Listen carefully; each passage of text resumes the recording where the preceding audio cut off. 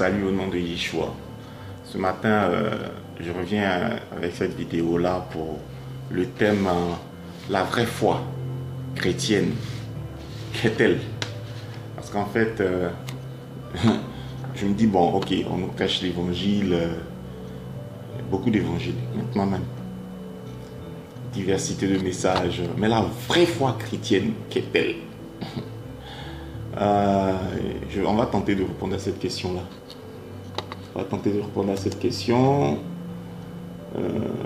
avec ce verset dans Hébreux chapitre 7, verset 15, qui dit: cela est surabondamment évident si à la similitude de Melchisédek surgit un autre desservant, qui le devient non selon la Torah d'un commandement de chair, mais par le dynamisme d'une vie indestructible.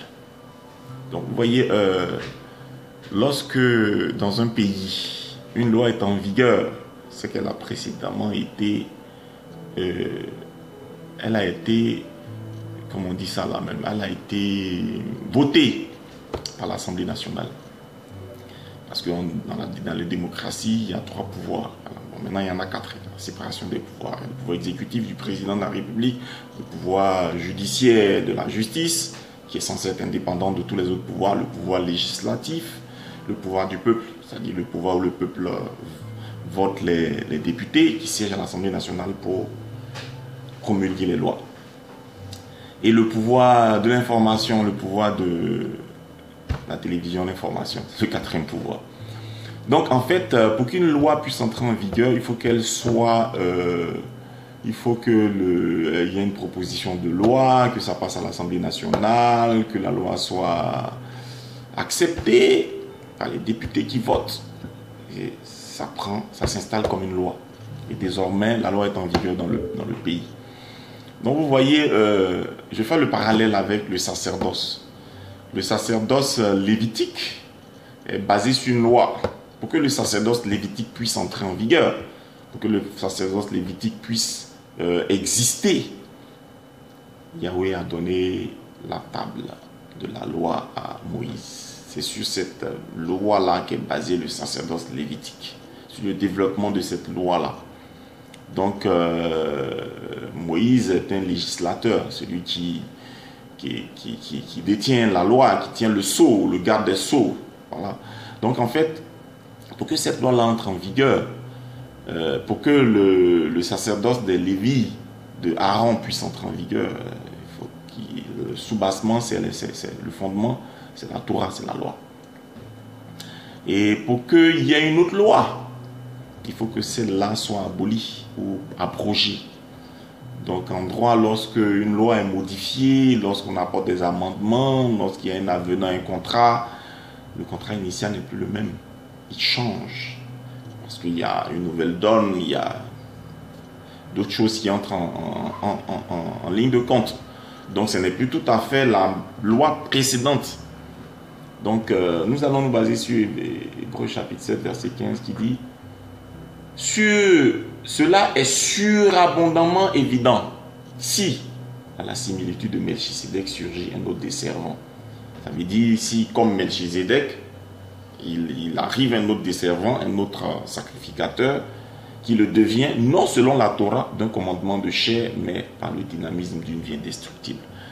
Yeshua est sacrificateur, prêtre, en s'appuyant sur le dynamisme d'une vie indestructible.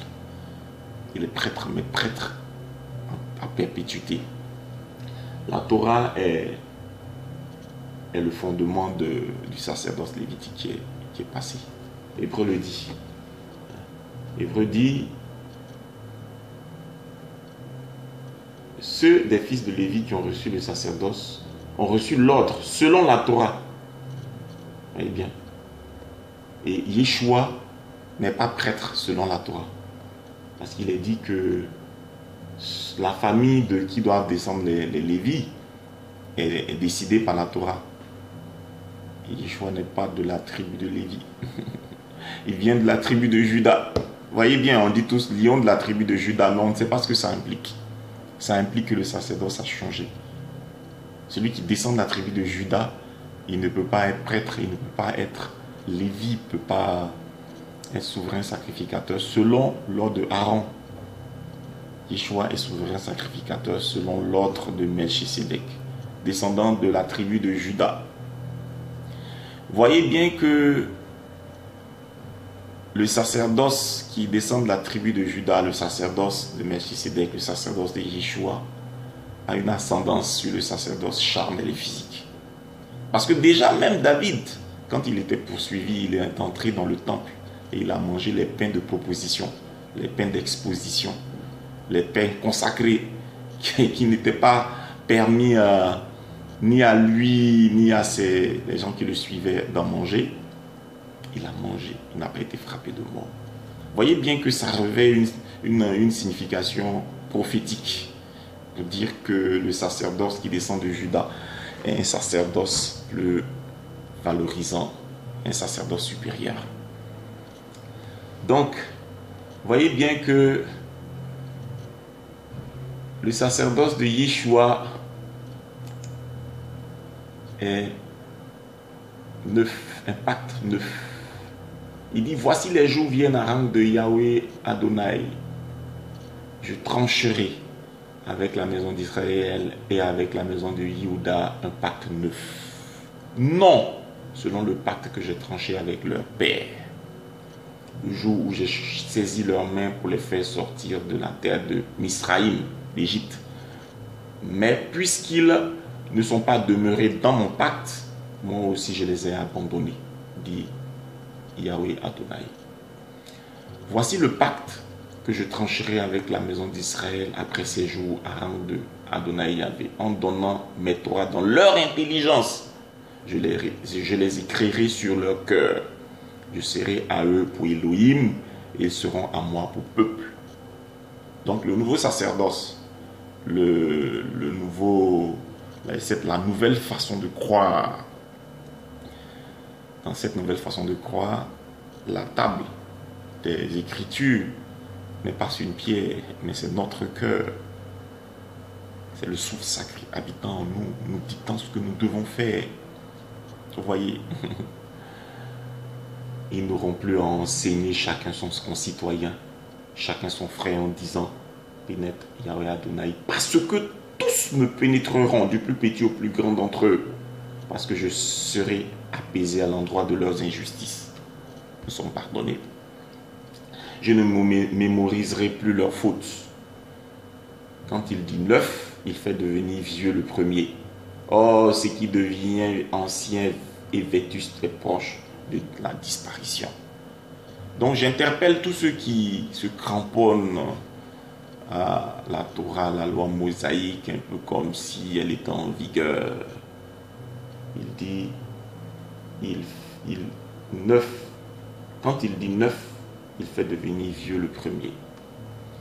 Donc l'Ancien Testament est ancien, il n'est plus en vigueur. Il a été amendé. Yeshua a dit, Moïse vous a dit, mais moi je vous dis. Il n'a pas dit ainsi par l'Éternel, parce que c'est lui-même l'Éternel. Je vous mets au défi de me dire que non. C'est Yeshua lui-même l'Éternel. Il dit, Moïse vous a dit, mais moi je vous dis. Les prophètes disent, ainsi parle l'Éternel. Lui il dit, moi je vous dis, en vérité je vous dis.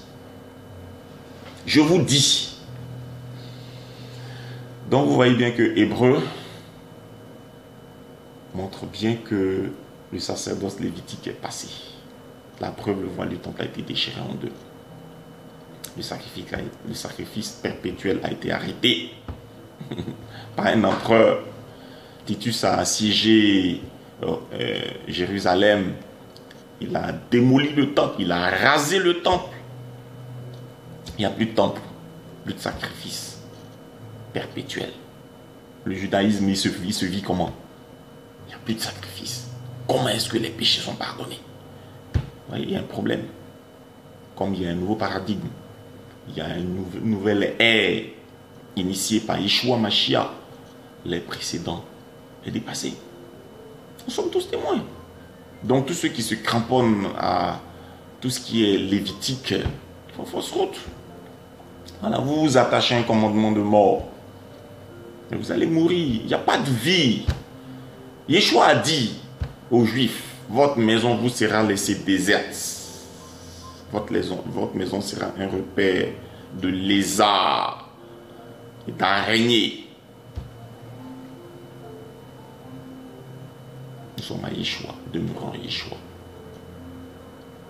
La foi aujourd'hui, elle est à l'intérieur de nous, de nos âmes, lorsque nous acceptons Yeshua. Entrons nous-mêmes, cherchons Yeshua. Communions avec lui.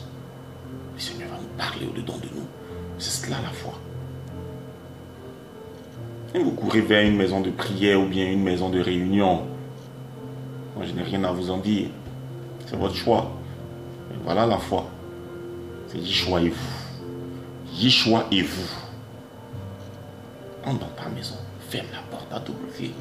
Prie ton Père qui est dans le lieu secret. Et ton Père qui est dans le secret te répondra. Que le Seigneur bénisse chacun de nous et que notre consécration soit ferme et sincère. Alléluia. Je vous exhorte à relire le livre d'Hébreux jusqu'à la fin, du début jusqu'à la fin. Il y a bien des passages bien des perles à découvrir. C'est un livre qui parle à notre époque. Soyez bénis au nom de Yeshua. Amen.